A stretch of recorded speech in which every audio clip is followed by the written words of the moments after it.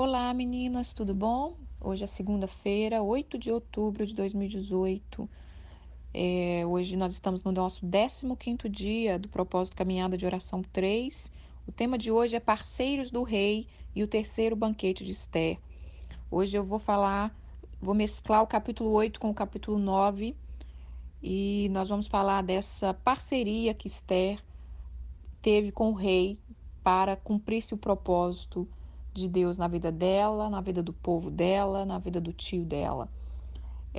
Irmãs, hoje é segunda-feira, eu espero que vocês tenham tido todas um bom final de semana. Nós entramos na reta final do propósito, falta-se apenas 7 dias, é uma contagem regressiva. E eu quero agradecer desde já, porque eu estou muito feliz com o que Deus tem feito na minha vida. Ele sempre faz coisas grandes e maravilhosas e assim tem sido, né, neste propósito, não tem sido diferente. Porque, como eu falei, ninguém sai da presença do Rei de mão vazia. Ele faz infinitamente mais do que pedimos ou pensamos, conforme o seu poder que opera em nós. Então vamos para o devocional de hoje. Hoje, no capítulo 8, eu quero falar como que Esther interagiu com o rei. Como que nós precisamos aprender isso.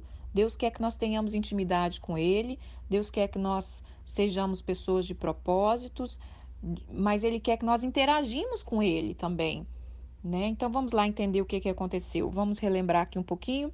No capítulo 5, como eu li ontem, Esther entra em intercessão, o rei fica sabendo de tudo, o rei entrega, né? Manda matar o Ramã, no capítulo 7. E no capítulo 8, existia um decreto que Ramã, o inimigo, tinha feito contra o povo judeu. Esse decreto dizia que em tal dia teria que ser morto todo o povo judeu que encontrasse nas províncias. O povo podia, era uma guerra e o povo poderia matar todos eles. Era um decreto que ele tinha conseguido contra o povo. E quando há um decreto, irmãos, não poderia ser mudado, porque aquilo que o rei decretou e assinou não tinha como mudar. Então, Esther, mais uma vez, agora numa intercessão e numa parceria com Deus, com o rei, né? Representando ali o Senhor. No capítulo 8, vou ler um pouquinho aqui. Naquele mesmo dia, deu o rei Assuero, a rainha Esther, à casa de Ramã, inimigo dos judeus, e Mordecai veio perante o rei, porque Esther lhe fez saber que ele era o seu parente. Aqui foi o momento que Esther revela, olha, esse homem que vivia na sua porta, cuidando dos seus negócios, atento a tudo, né? Ele que ficou sabendo ali da trama, no capítulo 6, ele fica sabendo da trama logo no início do livro de Esther, né? Mas no capítulo 6, o rei fica sabendo que teve um livramento. E quem foi que me contou, que contou e me deu esse livramento? Era Mordecai, o tio de Esther. E ali ele muda a sorte desse homem. Então ela revela, ele é meu parente. E o rei tirou o anel que tinha dado para Ramã e deu para Mordecai. E este pôs a Mordecai por superintendente, Esther pôs a Mordecai por superintendente da casa de Ramã. Tá vendo que uma interação, né? O rei tira o anel, dá para Mordecai e Esther colocou ele como superintendente. Ela já estava tendo autoridade sobre aquela situação.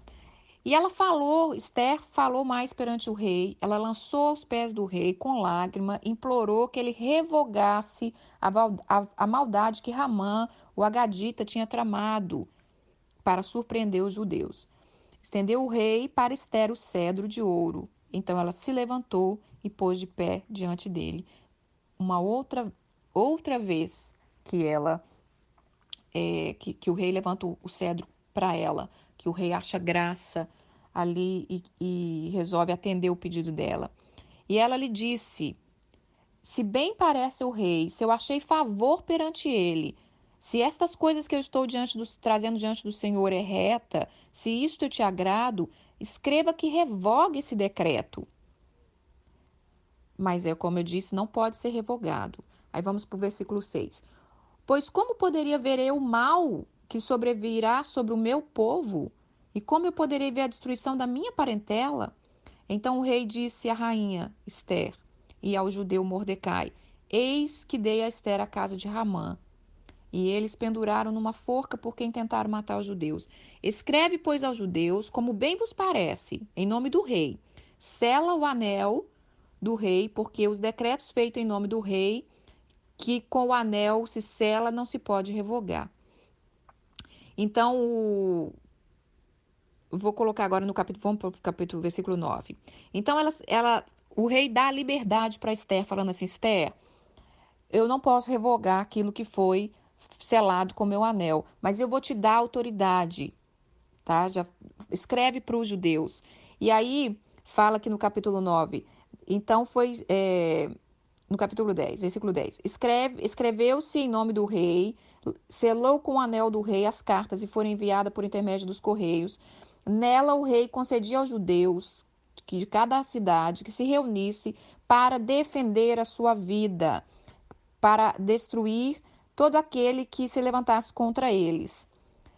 Então, o rei, ela consegue ali um decreto para se defender. Então, tinha um decreto de morte, aquele decreto não podia ser cancelado, mas o rei dá um decreto de que eles poderiam se defender.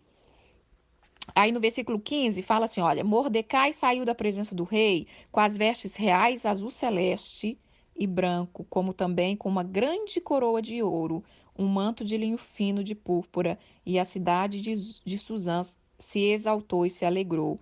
Porém, para o povo judeu houve felicidade, alegria, regozijo e honra.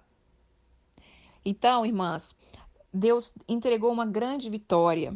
No capítulo 9, começa-se a grande vitória, porque o povo judeu pôde se defender. E quando todo mundo ali que estava já preparado para matar o povo judeu descobre que o rei liberou outro decreto dizendo que eles podiam se defender, veio-se um grande temor na vida das pessoas, e as pessoas acabaram, até muitos aqui falam que se converteram ao judaísmo, se converteram àquele povo, entendeu que aquele povo tinha uma proteção, porque quando eles viram que o inimigo deles, que o inimigo que decretou a derrota deles, eles já estavam mortos, né, que era Ramã, eles perderam completamente a força, não é assim? Né? Imagina um líder estar liderando algo e daqui a pouco aquele líder já foi punido pelo rei, então os seus companheiros acabam temendo, né? Mas então agora que eu vou entrar no devocional, irmãs, vamos lá. Irmãs, Deus está nos chamando para sermos parceiros do rei. Com essa história toda que eu contei hoje, o que que a gente vê? Uma parceria. Esther, muitas vezes, irmã, nós passamos situações na nossa vida e nós queremos uma resolução, uma solução mágica. Então, é só orar e jejuar que vai tudo resolver? Não, não é só isso. Você precisa se levantar, você precisa ver o que que você pode fazer. Deus, ele vai, o que que eu falei desde o começo? Deus é um Deus de estratégia e ele vai te dar estratégia. Mas a estratégia você tem que se levantar, né? Você tem que se levantar. Vamos, por exemplo, colocar uma situação que você está orando para uma situação que você não sabe como resolver, né? Vamos, por exemplo, você quer mudar o seu filho, você está sentindo que seu filho não está bem, você está sentindo que seu filho não está indo bem na escola, tem algum problema. Você está sentindo que o clima não está bem. Você vai orar, você vai colocar diante de Deus. Deus vai te dar uma estratégia, por exemplo. Ah, minha filha, vai colocar no seu coração, muda essa criança de escola, né? Vamos supor que é isso.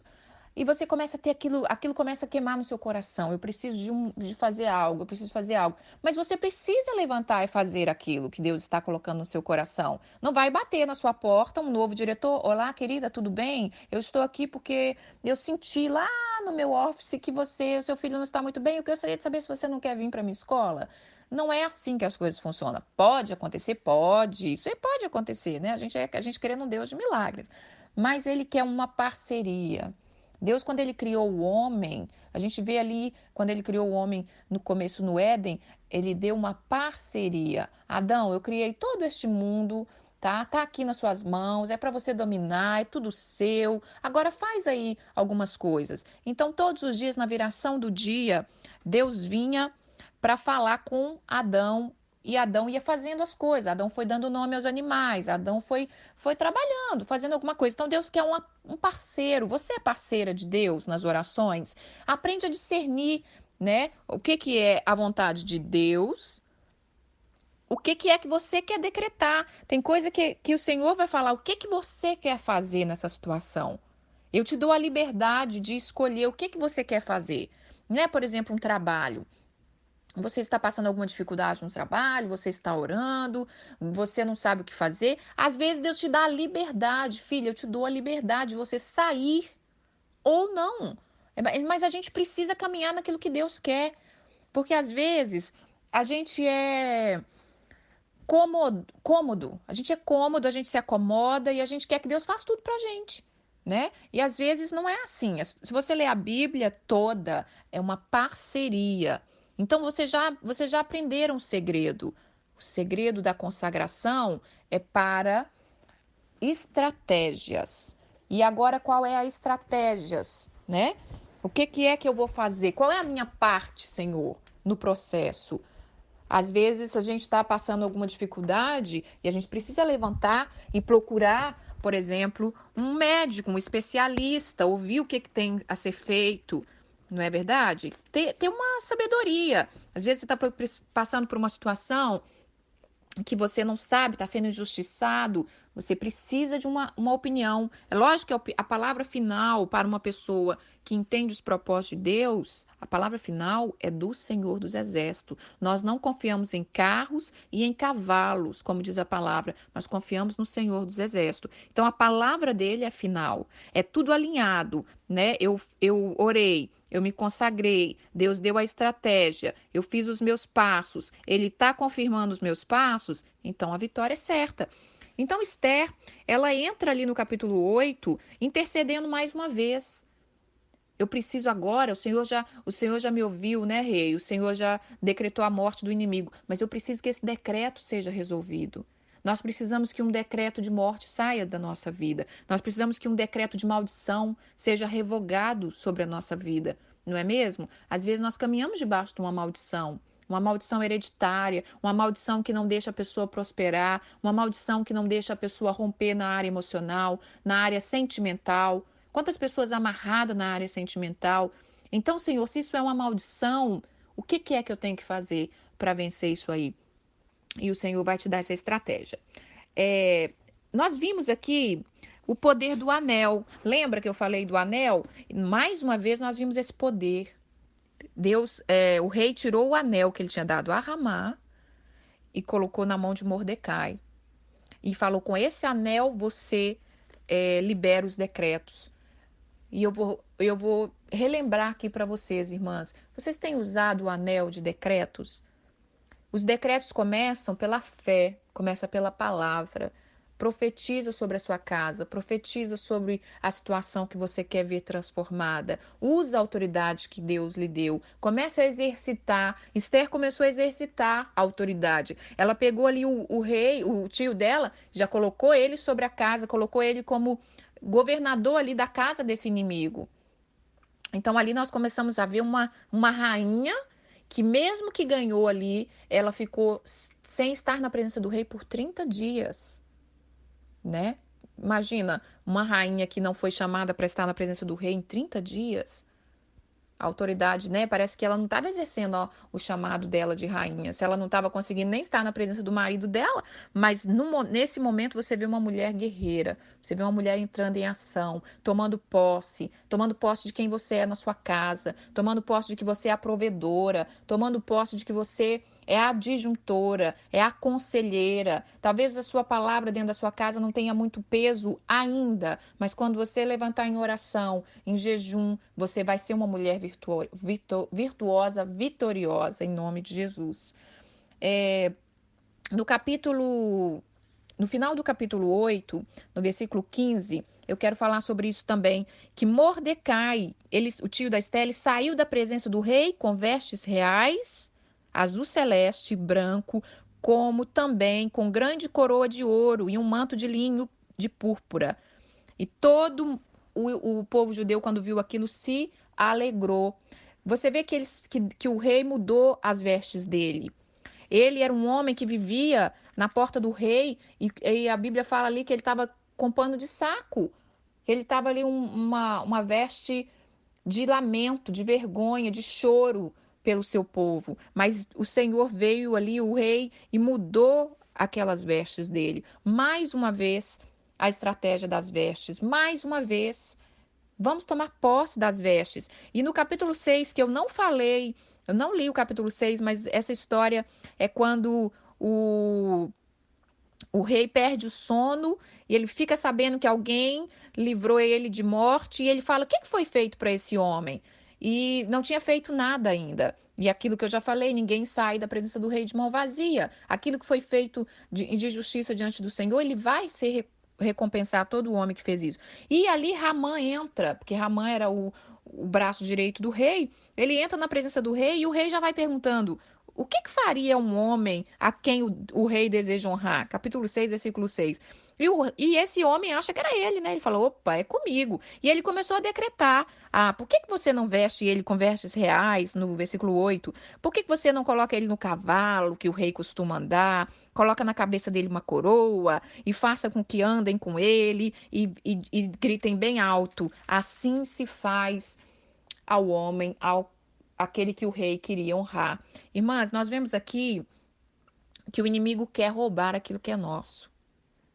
Quando eu falei daquelas vestes, quando eu falo da coroa, quando eu falo do anel, por que Satanás odeia o homem? Porque ele queria estar no nosso lugar. Nós somos imagem e semelhança do Deus vivo. Deus nos deu a terra. Deus criou essa terra toda, que por mais que ela esteja toda com tanta maldade, com tanta coisa ruim, é uma terra maravilhosa, não é verdade? Cada dia a gente vê a grandeza de Deus. A palavra de Deus diz que os céus manifestam a glória de Deus e o firmamento anuncia as obras das suas mãos. Cada coisa que a gente vê, um mar, né? Um mar que não passa do seu limite, as árvores, o ar, os animais, isso é glória de Deus. E isso foi entregue ao homem. Então o homem tem vantagens que o inimigo odeia. Né? Nós temos poder e autoridade no mundo espiritual. Nós é que ainda não descobrimos o tamanho do nosso poder, da nossa autoridade.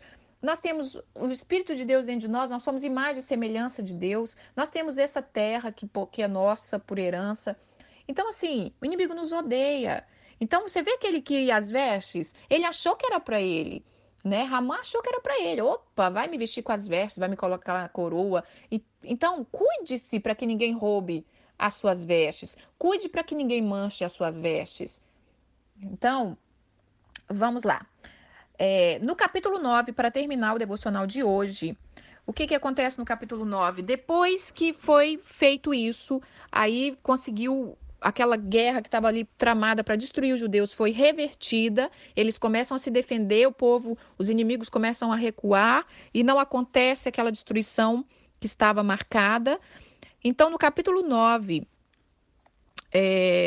Esther disse, deixa eu ver aqui, disse o rei a rainha Esther. Não, no versículo 13 do capítulo 9. Então disse Esther: se bem parece ao rei, concede aos judeus que hoje se acham em Susa. Não, irmãs, deixa eu pular aqui.